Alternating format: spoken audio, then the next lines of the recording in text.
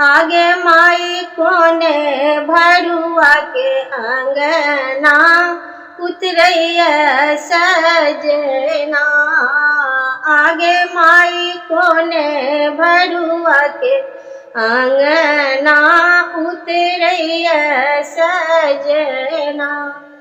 आगे माई अपन बाबा के अंगना बजैया बजना। आगे माई समधी भरुआ के अंगना उतरैया सजना।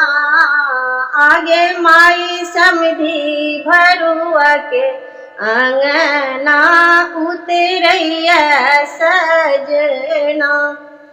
आगे माई सहसुनी अपन सासु करै छथि रोदना। आगे माई सहसुनी अपन सासु करै छथि रोदना। आगे माई हमरा धिया के एको ने गहना। आगे माई हमरा धिया के एको ने गहना।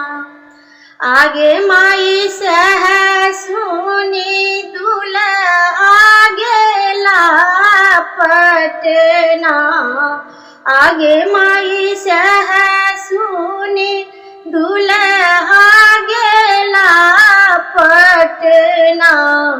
आगे माई पटना से लौला अनेको गहना। आगे माई पटना से लौला अनेको गहना। आगे माई कहाँ गेलौं किया भेलौं अपन सासुना। आगे माई कहाँ गेलौं किया भेलौं अपन सासुना। आगे माई अपना धिया के पहिराबू गहना।